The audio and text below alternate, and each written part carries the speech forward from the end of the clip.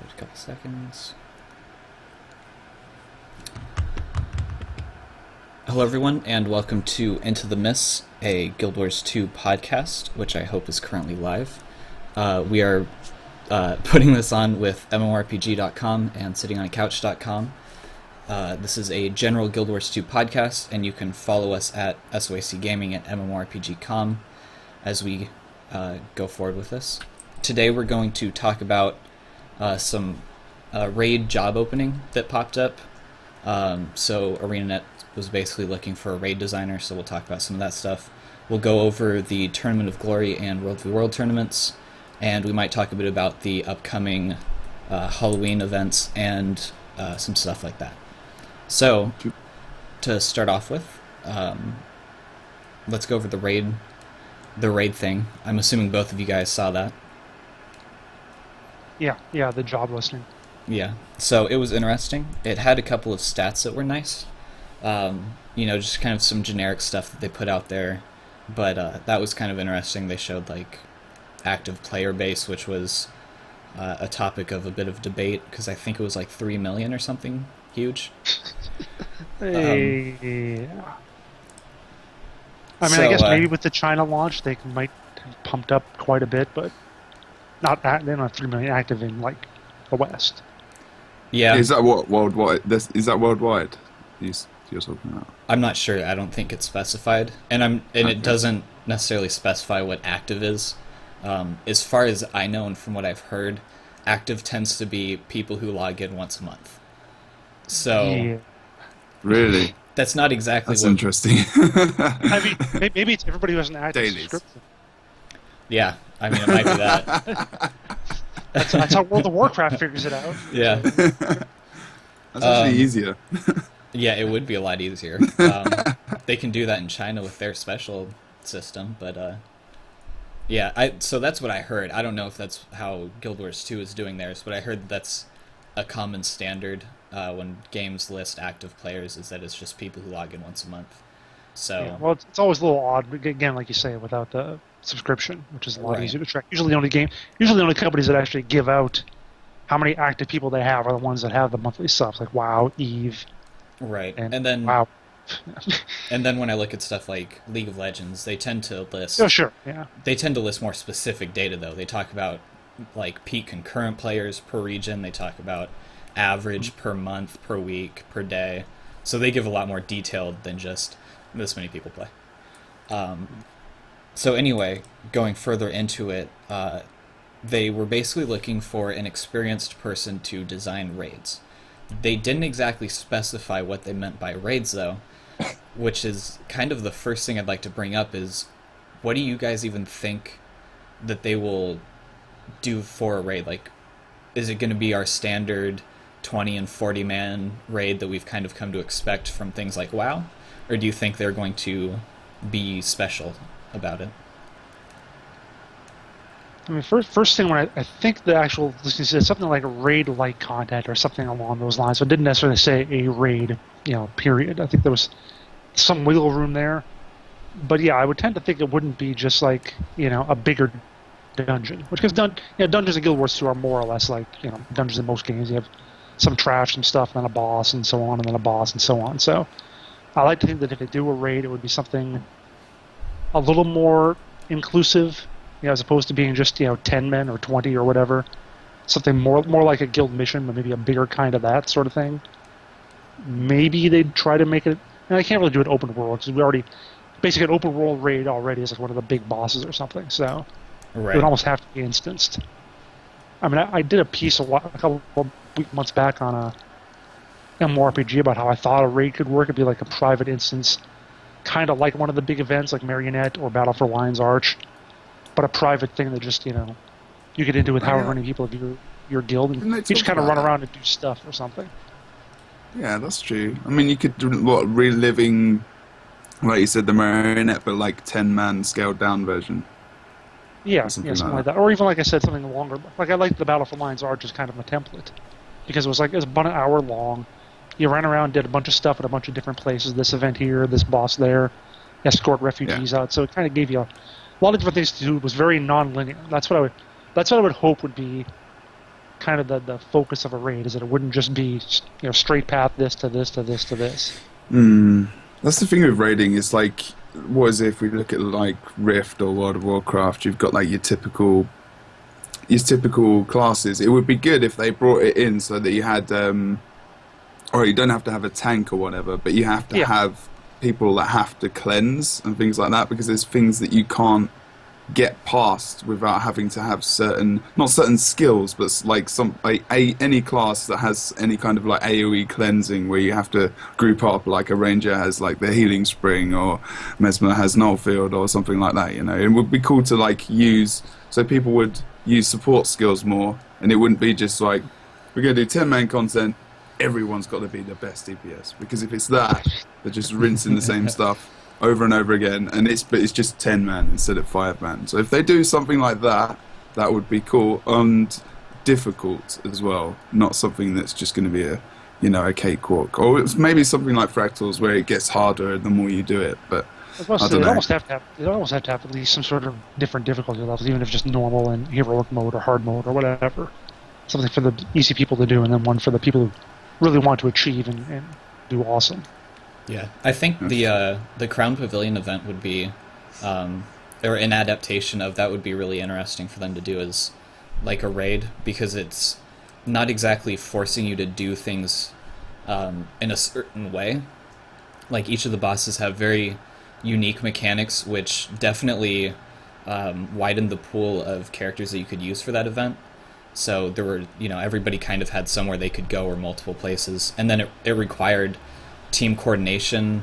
A lot of people did it in TeamSpeak, where they could call out, when to DPS and stuff. So I don't know that would be difficult enough, obviously, but if they adapted something similar to that, where you're not necessarily all in the same area doing stuff, like you said, but where you have to split up, or it's optional, maybe it's possible to go from one event to the other, or split up and try it like that. So I think something like that would be kind of a cool design for raids. I hope that they don't try to copy like what has worked for other games. I hope that they kind of keep their own thing and make it Guild Wars 2-y, so it's not and just... it's nice to see when I mean, it's nice to see too when you talk about the different bosses and the sort of different things they did, that they've at least learned that much, because early dungeons, like I said, it's all just Zerker, do as much damage fast as you can, whereas more recent events and stuff like that, they've been at least having some sort of different, at least slightly different mechanics or different strategies for boss encounters. So yeah, I mean, they finally made for the 3 Worm event, they've actually made condition damage relevant, which is kind of a gigantic breakthrough for PvE. So that's always a good thing. It's important. I also hope too that it's something a little longer, because you look at the pavilion, that got done. What was it, like 7 minutes? Something was the initial. If you got the gold. If you got gold, it was like 5 or so minutes. Like about that was God, 13 or so. But even so, you got that. Like I said, I talk about guild missions, and even Marionette, I think, was like a half-hour fight. I just hope. I don't want something like a 4 to 6 hour raid like in a lot of games, but like some sort of slightly longer content, something in the 1 to 2 hour range, maybe, just something that feels like you do it and it's like an event, a thing that you do in the evening, as opposed to let's do this and oh gee, it's been like 45 minutes, let's run some dungeons or something. Yeah. The one thing that's sorry, you did. Go ahead. Did you finish? I don't want to interrupt. The one thing that's important though in raids is the thing with raiding in other games. The main point is the fact that you get, obviously the difficulty is good, but everyone's after the gear. Like, what do they do about gear? Like, skins. That's the one thing. Is it enough to make people like raid? Like, Oh, yeah. I don't know. But if it won't be difficult then, will it? Because if it's skins, it's not going to be something where you're going to be massively different from everyone else. It's going to be I don't know what I mean. Well, What do I mean? I think they've shown that they're willing to do that though with the PvP skins that they just released, where there's a version that you can get as just a casual player, but Yeah. there's definitely something unique about the Glorious Hero armor set, and you're not going to see a whole lot of people with it. So I think That's true. if they did something like that, where maybe the easier versions of it or the guaranteed thing is that you do this over time, and you're eventually going to get like this a new armor set, but it's okay. Eventually. Yeah, And that's then good. you've got to have like if you're doing it at like the higher setting, or there's maybe certain achievements that you have to complete because people love achievements. Then you get the super special stuff with flames and rainbows shooting out and all that kind of stuff that people love. I like how you went from flames to rainbows. Well, you know, Maybe flaming rainbows. yeah, Yeah. Ah. Flaming rainbows. Drop Yeah. the Aussie accent in there. but you're right. They do definitely need something unique from them. It can't just be another dungeon with gold. You know, it has to be something where it's a unique. And I think skins are the best way to do that. But Or you also throw in, chance of an ascended drop or something like that too. Maybe, yeah, So. mini pets. For bosses, yeah, that would be cool. I liked, I don't know why, but like in raids, I just like the chance of be like, I might get some gear. I don't mind it so much because it would always. That's why I did it over and over again because it was a chance. But I don't know why, because obviously the way Guild Wars 2 does it is you definitely get something, so that's pretty cool every time you go. So I mean, I think maybe I'm just a self-destructive person or something. Well, I think they could do both, where Yeah. it's similar to how dungeons work right now, where you get guaranteed tokens per dungeon, so eventually you get something no matter what. But then there's also always a chance for you to get exotics or ascendeds from each boss drop. So if they did something like that, or maybe more like fractals. Like fractals, that's what I was thinking. Yeah, you Yeah. get that chance for the ascended every now and then. Yeah. Yeah. So and you're Just right. no more rings, no more ascended rings, please. Oh god, yeah. The first 12 were fine. Yeah. No, I don't even do PvE. I get them from PvP boxes. Oh. So the next thing I'd like to bring up for the raid content is, do you guys even think it's important for them to actually add raids? Do you think that's necessarily going to change anything? It'll get people trying it. Like they'll see they'll see a climb of people in the first like couple of weeks. But if it's not somehow challenging, and if it's not going to give good rewards, then people will play it. They'll rinse it and they'll complete it in a month, and they'll just won't touch it again unless it's needed to get something that they really wanted before. That Because doesn't seem their way though. To make no, exactly. I don't think that will happen. I mean, that speculation over it is kind of, for some reason I've got in my head that it's raid content designer, but is it necessarily going to be for PvE? Could it be something for World v World? I was thinking as well. I don't know. Is it specific to actual raid design, or like things like UI or things like that as well? I mean, I think I'm praying in my head for World v World raids. I think that's what I'm trying to get at. But like, you can actually see all these raid frames of different characters and stuff. But I'm not sure if that's what that was actually meant by it. I believe it was specifically raid-like content, so they wanted a designer for actual content. Now, technically speaking, you could have something in World v World like that. Like what they do in Edge of the Mist, where they've got a bunch of open world raid type things like they have in PvE, and you get buffs off of them. So they could potentially do that in World v World. Maybe not. Yeah, I like how you've come out in my corner there, dude. Seriously. Thank you. No, it's totally for PvE, whatever. they Yeah, are. it's I know. Yeah. And I mean, they need some. What I've sort of thought now is they need to have some more like repeatable end game content, basically, because they haven't done a whole lot on that front lately. Like I said, guild missions haven't been changed in like a year and a half. Like about a year ago was the last time we got new fractals. That's about when the Edge of the Mist came out.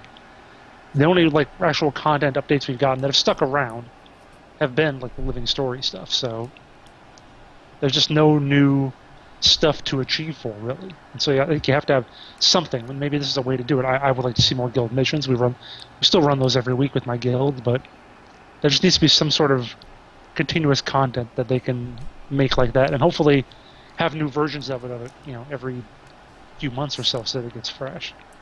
That's the thing. It's always they rotate, don't they? They do Here's a living story. Here's World v World. Here's PvP. But actually, they did the World Tournament, the WWW. I was going to say. Oh my good lord! So you play 10 minutes every week, and then we're done with that. Yeah, it's just. It's like there's so much. There's so much variation in the game of stuff you can do. There's no focus on one thing, so the consistency sometimes you know it feels like it might be some work on this or work on that, but you know and so not a lot of big content actually comes in, like you said with the Living Story stuff, and then that stopped for quite a while, and then you got Halloween stuff, which I actually really like that event. I can't wait to do the cocktail. Here's one question I have, though. If they're just hiring for Mr. Raid content right now, they're just trying to hire this guy. This stuff has to be like, at least 6 months to a year out. Yeah. Oh yeah, easily. Easily. This is the thing. Like Reddit's like all this speculation is like, yeah, we're talking about it, but when's it gonna get done? Yeah. We haven't even hired the guy to do it yet. Especially if it's not on existing maps, like if it's not something open world or an instanced open world event. They only have, as far as I know, one map design team, and it's shared among everybody. So Edge of the Mist, right, that took like a year for them to develop. And I mean, if they have to take a long time to develop maps for the raids, in addition to designing the raids themselves, it's going to take a long time, because Living Story obviously has map design, and that is... But man, that expansion is going to be great when it comes out in 2016. Yeah, that was actually there was something about that, because like if they were a raid would be something that I would expect from an expansion, right? That would be something that you could definitely see coming. You know, they release a new expansion, and hey guys, we have raids now, and here they are. But if they're just now hiring the raid designer, if they have an expansion in the works already, then this probably won't make it. And if they are doing this for their expansion, that expansion's quite a ways off. So, you know, I don't know. I think they need to announce an expansion. I think they really need to buckle down with that, because like you guys have said, there's just kind of a lack of continuous content that you want to run like on a day-to-day basis, something that you would do every day. And I think an expansion is one of the big ways to add that. And they always take a holiday break, so we're going to have like a month and a half of Living Story starting in November, and then it's going to be another 2 months or so. So I don't know. Yeah, it's tough, because I don't know, with SPVP it's not. There is still stuff that can be done, obviously, but you can do the same thing every day and just practice. As a competitive player, there's more incentive and whatnot that people want and need and whatever, but it's a gradual process of learning how they do that and how they implement it and stuff like that. So it's fair enough that that's kind of where it is. But yeah, with the PvE side, I mean, I really enjoy raiding, and I actually don't mind the PvE stuff in Guild Wars 2. I think Guild Wars 2 is the only game where I read the actual text in the game. I've never read any, and actually it got a little bit too much for me in one of the recent ones. You don't even know how to read. You never know. What's that? G Wars. Oh no, but I mean, I do enjoy the actual Guild Wars 2, and when the Living Story was stopping, I was actually like, oh crap. I'm actually kind of enjoying this story, and for once, they want to keep those people like me who don't necessarily normally interested in the PvE content to stay with it, because otherwise you're just going to lose them with big breaks. Those breaks are epically long. Yeah, I think even if they don't announce an expansion soon, I think they really need to have a feature patch that expands the combat system, because it's been 2 years now where we have almost the same thing that we've been playing with. So if you've been playing for 2 years, you are playing today with the same basic skills, the same weapons, the same traits, although those have been varied a bit more. But it's a very similar thing to what you were playing 2 years ago, whereas most other games by now, including Guild Wars 1, had added a lot of new things to play with, and I think that would help them out, even if there's not necessarily new content. New stuff to play with and old content would help them out a lot.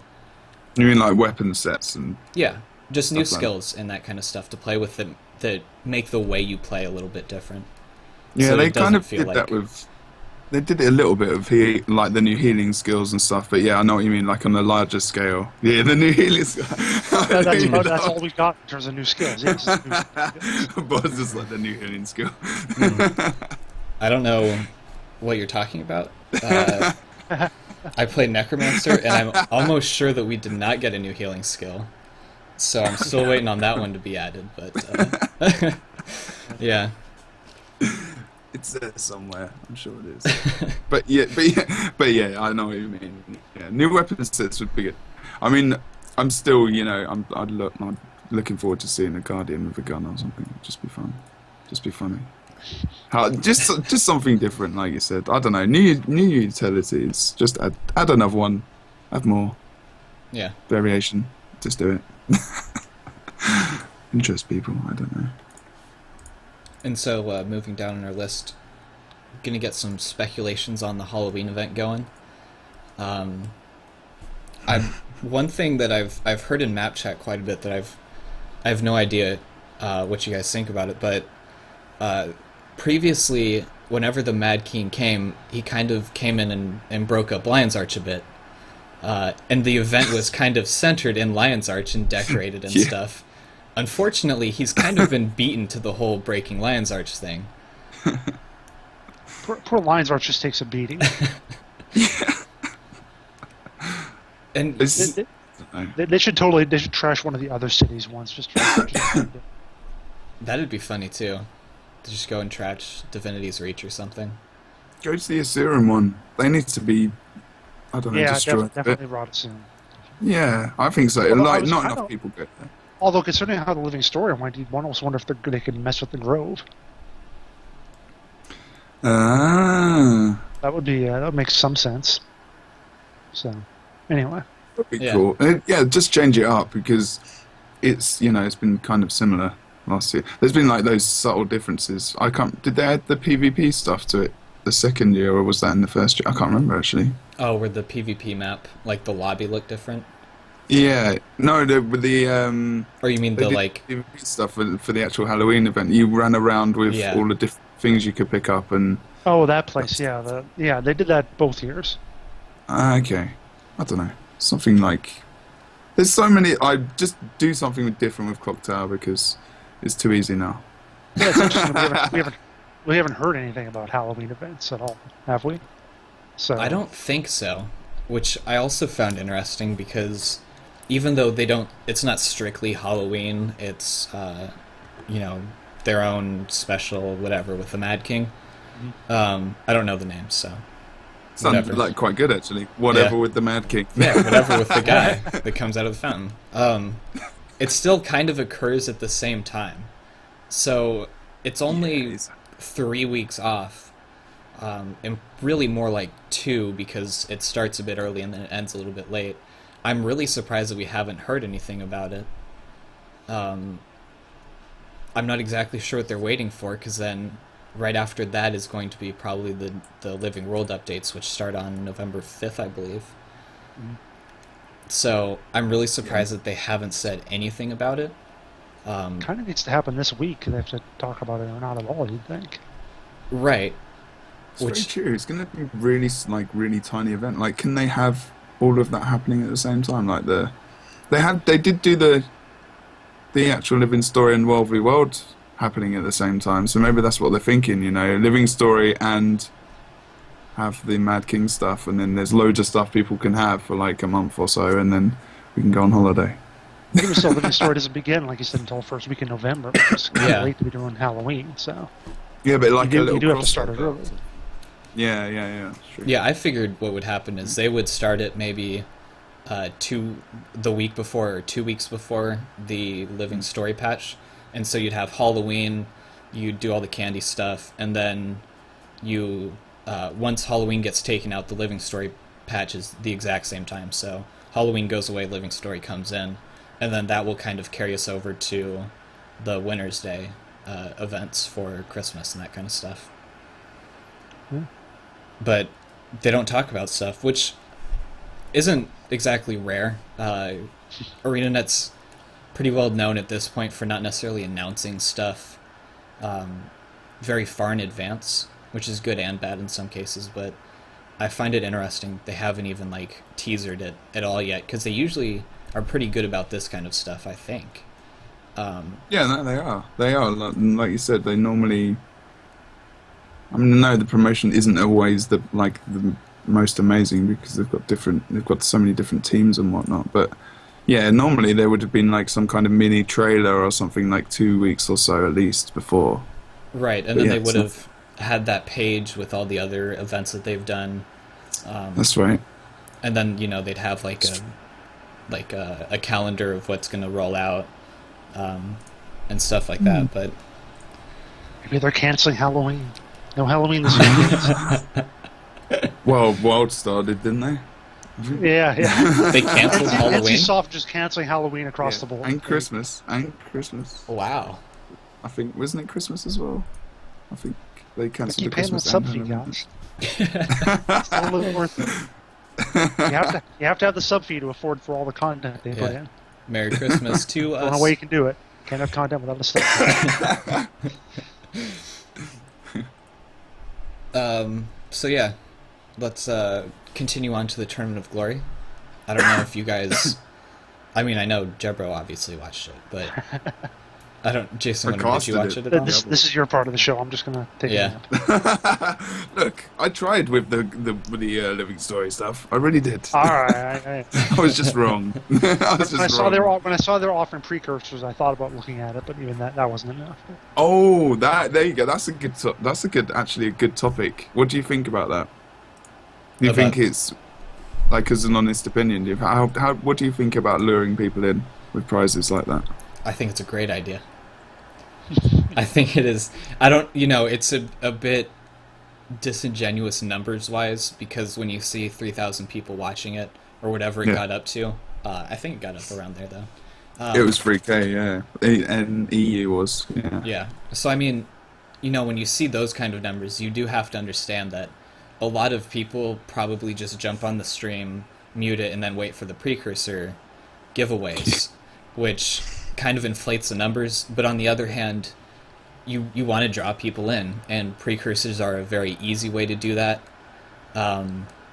You say we're giving out precursors, or we're giving out mini llamas, and so people want these things, and so they tune in, and maybe they end up accidentally watching it and liking it. That's true. So, I mean, there was someone in the chat, Chronic Gamer, who's actually a German caster. Their record of event, I think he said earlier, is they had was 800 viewers for in the German language stream, and they got like 1.2k today. Wow. Oh no, was it today or for the EU cast? I can't remember which one it was. But like, that's a lot of just one language. Yeah. For a game, that's more than League of Legends German community, which is pretty massive, actually. It's like a really big thing. Like, the 3K for the English stream I still think is quite low, personally, but I think it's really good for what it is at the moment, but it could be a lot higher. But like 1.2K for German speakers only is pretty insane. But like, I like the idea of precursors and doing giveaways and stuff, because it makes it more of like a show. Right. Like just various things happening, so you're not just sitting there and just waiting for the games to start and whatever. There's a bit of filler content, I guess, as well. So it's making it a bit interactive as well. But yeah, people like precursors. I mean, you could see in the chat, people were like, "Oh, this actually looks quite cool. PvP looks quite good, like the way it's presented and stuff." And they're thinking, I'm like, maybe I should get in a team and win some cool armor, like, that I can only get by getting into this tournament. Oh, there's 50 grand on the line? Yeah. Gonna do this again? Maybe I'll actually get a team in. This is where the conspiracy theory comes in. This is why they haven't introduced precursor crafting, is they want to use it as a bribe to get people to get into PvP. Well, bribe or incentive, or... Depends which word you want to use. I don't know. You can't make precursor crafting, but we'll give you one maybe if you watch our stuff. Yeah, That's unfortunately. why I didn't watch this out of principle, man. Yeah, right, right. I saw you do hashtag precursor. Is that what it took? You had to do hashtag precursor in chat? Something like that? I think it was hashtag. That's pretty common because they I don't know how the giveaway stuff works, but yeah, they make you type something in chat, Sure. and so you get a wonderful little spammy message, and somebody gets a precursor. I know that certainly has drawn me to the tournament multiple times before. If I don't have anything big going on, I would tune in and maybe do some homework or something, and have the stream open and look back and forth, and there were some times where it was really cool because you're there, so every once in a while you see the big plays, and I think that can help get people involved. So I like the idea, especially for a small game, because League of Legends doesn't have to give anything away, but they're a gigantic game, whereas if you really want to get people drawing into smaller stuff, I think giveaways that people care about are a great way to do it. And it's not like precursors are going to destroy the game somehow. So How many did they give away? 3 Just the one? each stream, I think. Was it 3 or 2? It's 3. Can't remember. So 3 per region. So it's not like it's a Yeah. huge Oh, okay. influx of precursors. And then I think mixture of gems or llama giveaways, depending on what they've got. But it's and that's like ANET sponsored, and then you have organisations organising the tournaments like Misspedia or DPS and whatnot. And the DPS stream today, the production value is just absolutely insane. They've got like these proper dedicated studios, and it's just crazy. I mean, they've got like flashy screen wipes, they've got picture-in-picture, they've got... It's like watching American football, I guess, for you guys, or like football for me. It's pretty insane. They've got the casters standing up behind this big desk, and it's just like, wow, this is actually, it looks pretty professional. It's quite That would cool. get me to watch more even than the action, because so many of these streams of PvP or whatever are just, here's the PvP and we got some loud guys talking over it, Make it look like an actual sports broadcast. I'm going to be more interested in watching. Right. And I think DPS... Are you saying you don't watch me casting, Jason? You're just that loud guy who talks over the stuff. So. I have I watched say the funny stuff sometimes. I try to. No, but I know what you mean. Like a production value is good, and obviously they've got a company where they've got money behind it that they can do that kind of thing, which is awesome, which is really good. And I think it's got more people into it. Do you have like riches and millions in your city? Well, I've got this microphone. I'll give you $5 for it. 4. No. It's good. No, I mean, that's just kind of the way it is, and I accept that. But it's the, I don't know. I think we've got a lot of stuff to learn about our production for different things, just to get people actually interested. And it's kind of evolving, and it helps with those guys coming in. I think they're really good addition, actually. Yeah, and it's something new to esports in general. Streams have kind of traditionally been pretty bad on production quality, even for larger events. If you go back and watch some of the old Dota 2 or StarCraft 2 or League of Legends a couple years ago, they weren't exactly much better than what we see with a lot of our PvP streams. And I think DPS has done a great job, especially on the camera work. I think it's one of the hardest things for Guild Wars 2. Is working the camera, and I think they've got multiple people, and they've got really good switching between it, and like you said, the picture-in-picture, and I think that really helps out because it gets you more involved in it instead of feeling like there's so much going on that you're not seeing, which is one of the big things that I've always felt Guild Wars 2 had issues with, was that at any given time you felt like you were missing 2/3 of the match going on. So I really like that they've upped that. So yeah. Cool. Let's get there. What did you did you want to talk about the winners or anything? I mean, it was kind of obvious what was going to happen in EU, I think, but it was actually really exciting. The games between TCG and Made in Meta in EU really wanted Made in Meta to win. really badly actually. Those guys are they're old school as well. Like when the game kind of came out and SPVB started getting big, and they've got this cool little tactic that they had on different maps where they would stealth up and just come in with mower, and they'd just mower the Guardian, and they kept doing it recently as well. And it was just cool to see old people coming back, and it was like doing these fun little things in the maps as well. But it was pretty exciting actually. I've got to say, even NA today, and I'm more on the EU side. NA today was actually really good to watch, and they're getting a lot better. Like the Adjured, I mean, they just destroyed everyone, and then the Apex came in third. I was like, Yeah. what?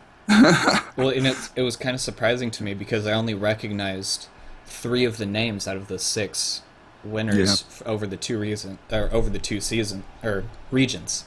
That word. Yeah. That's the word. So I don't know if these are just new teams of old players or if these are newer players, but it was really cool to see that half of the winners, including top spots in NA, were not by old established teams. These are kind of new names that I didn't recognize at all. And I think that's really good for the game.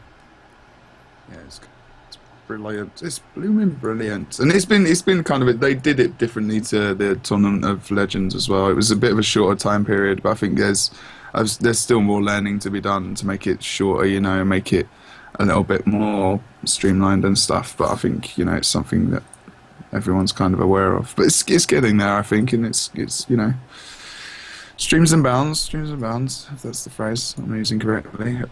15 past 1 in the morning. So let's keep on going down the list. I don't know if either of you have taken part in the World for World tournament. I know I have not. A bit, so Missed out on that title then. Ooh. I did. I mean, the thing is like, I mean, maybe you would have if you needed to get something really, really epically cool. All right, you can get the tokens. What do you do? 5 events per week to get the achievement, right? Yeah. And then you got your participation done. And from the achievements last time, like I only just barely got them. So I was doing. We all sound great today, don't we? But you only need to. I mean, what you did participate in 5 events. I remember I jumped in each week. I've literally jumped to the opposite side of the map, gone to a supply camp, gone to 2 guards, taken over those points, and then participated in some failed keep attempts. And I've got that's the week's World v World done.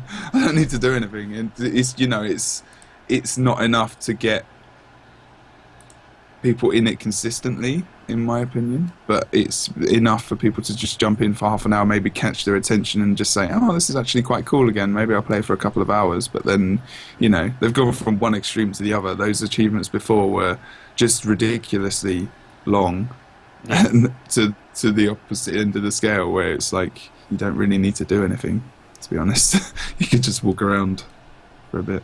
Although you could say before. I agree. I think they kind of went a little too far into the easy mode. I mean, the previous stuff took a long time. It took me the first time I couldn't do it because I couldn't get in most of the time because it was before Age of the Mists. The second season I actually got it, and it took me out of the 9 weeks, I was maybe in the 6th week I actually got done with them. So, and then this, of course, like you said, I could play for 15 minutes a week, and get my stuff and do it anymore. I mean, I don't know. I guess it depends on what the goal is. If they want to actually get people into World versus World to play around with it, then they should have it be just a little more intense than that, I think. Something that actually makes you play for maybe an hour at least. An hour a week. If you can't devote much time, then whatever. But that's long enough for you to get into a few different things. Otherwise, like you said, you might go from one camp to the next and kill a sentry and kill another sentry. There you're done. You don't actually do anything. You never assault stone miss or take a tower or something like that. So I think they needed to do something that they've started doing more in other things, and that is don't force yourself to go to one side or another. Have both. With the Living Story, what they realized was sometimes their achievements were way too easy, and so they wanted to give you something to go back and do. But there's no reason that you have to go from the rewards being super hard to get and then just say, well, let's make them super easy and then have no incentive for other players to keep going. I think if they had some that were very easy, so you could get a base participation and get some of these things, but then maybe you got some special rewards if you had done a lot of it, or if your server did well, or things like that. I think they should have had a second tier of options for people who put more time into it, because there are some people where they don't necessarily dislike World v. World, they just don't play it because they don't have a reason to. And I think once you give people a reason to play something, they will play it, and then the ones who really enjoy it will stick around. And so I feel like they shouldn't have gone from one extreme to another. They should have rested somewhere in the middle or opened up multiple options.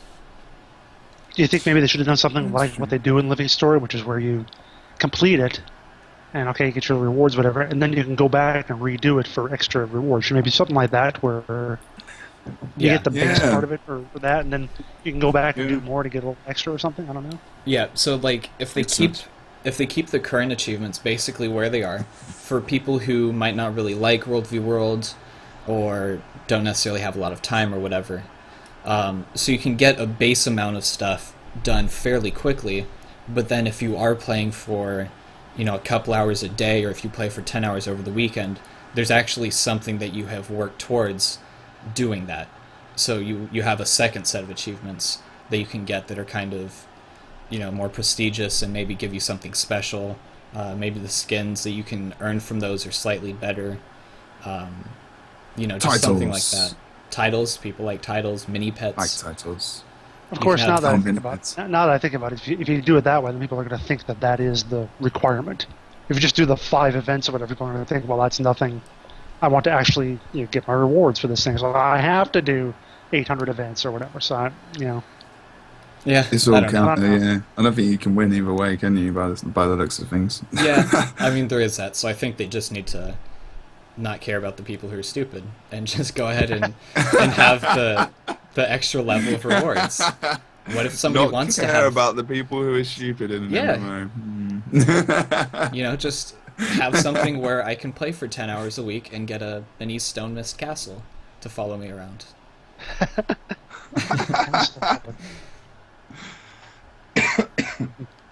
They should. I mean, with World v. World, I mean, the way to get people back into World v. World is to make new content. It's simple. That's. I mean, it's not simple for them to do it because they've not got the resources, or they got so many things that they're working on, and they haven't got enough people or whatever. But that's pretty much what they want, I guess. It's content, new features for it, new stuff, And when that happens, they're going to see a massive influx of people. But until it does, I don't think they're going to see it, unfortunately. Yeah, I think it was unfortunate that Edge of the Mist wasn't an actual expansion on the core of World v. World experience. It basically became a World PvP version of the World Boss Train, where every once in a while you can get wiped by some tryhards who are getting bags or something because they need badges of honor. But generally speaking, it just kind of became a glorified Karma Train, and I think that was unfortunate because they put a lot of work into it. The maps are really cool. There's there's just so many really fun things that you can do.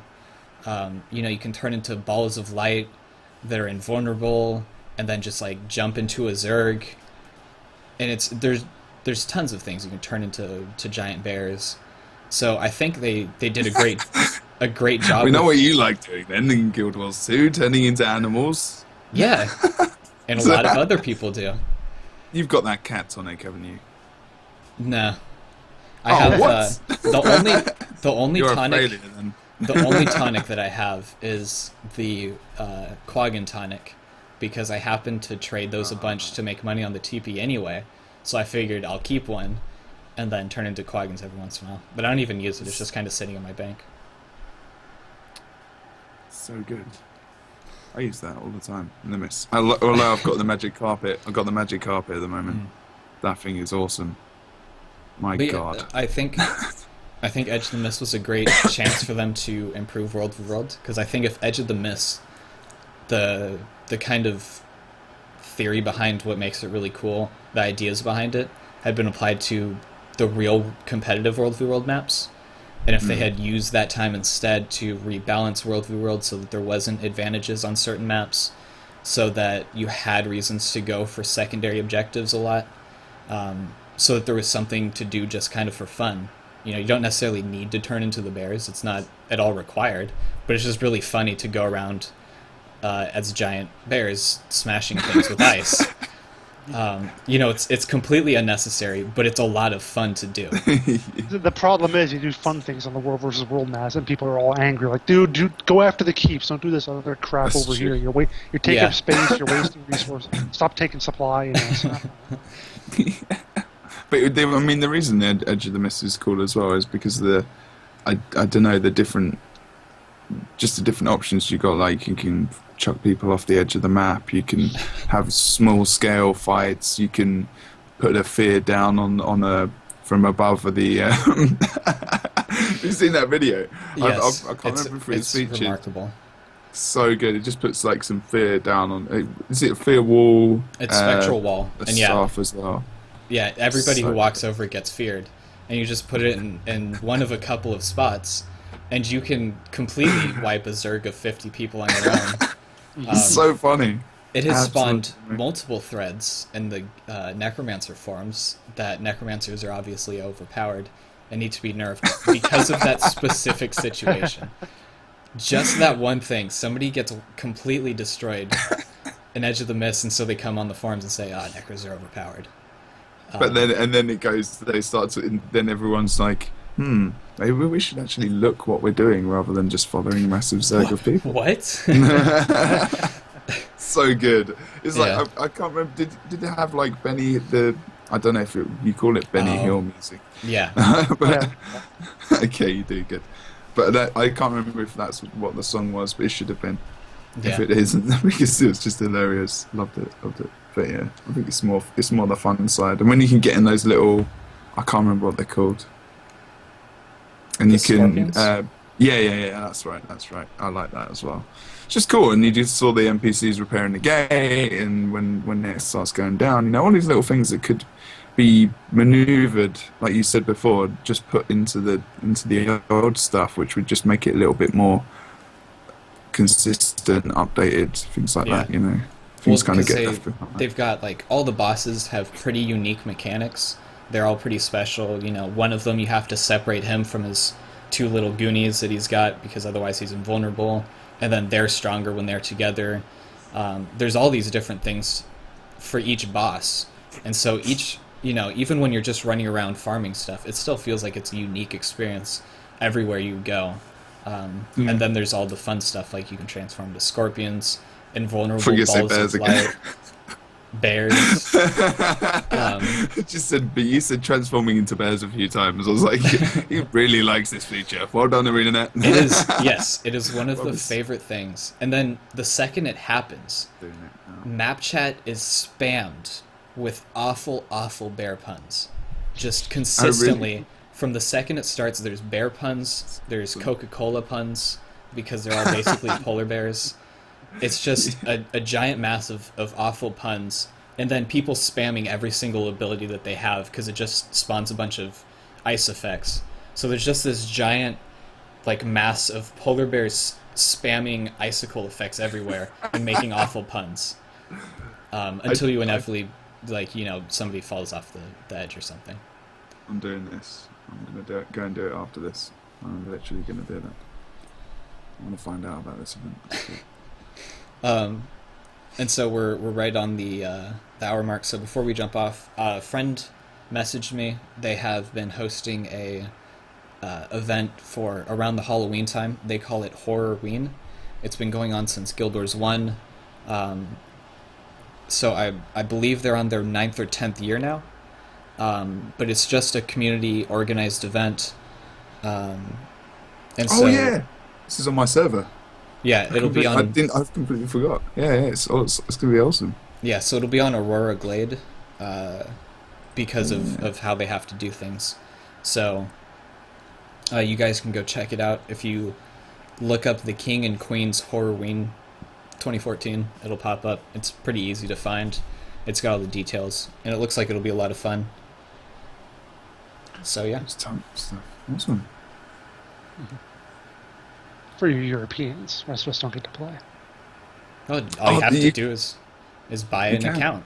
Oh, sure, just buy another $50. Oh, here we go. We Yeah. we saw that. Well done, Bob. That was good. You can wait for a sale. And you get it for $25. It's practically a steal. We just need a little poster now. Yeah. I need some 50% official off. Guild Wars 2 merchandise to put up behind me. Maybe a hat. Just ask for commission on each sale. I would just ask for free clothes. I will wear it everywhere as long as it's free and I can clean it. Depends whether or not you want to clean it, I suppose, or if you have the time. Well, I mean, Just eventually don't get it you have dirty. to. Just don't get it dirty. No one can smell it when you're on podcast. So, do we have anything else that we'd like to add before we close up? I don't think so on my side. Death to all Asura. Wow. Well, that was a positive note to finish up with. You asked. I mean, I agree with it, but it's Sure. still,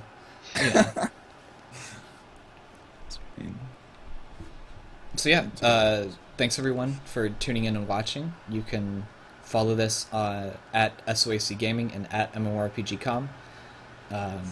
The Twitters will both respectively update with what's going on. You can catch us on YouTube as well at the exact same things. And we will see you guys in 2 weeks to talk about whatever's happened in the next 2 weeks. So, see you everybody. Bye.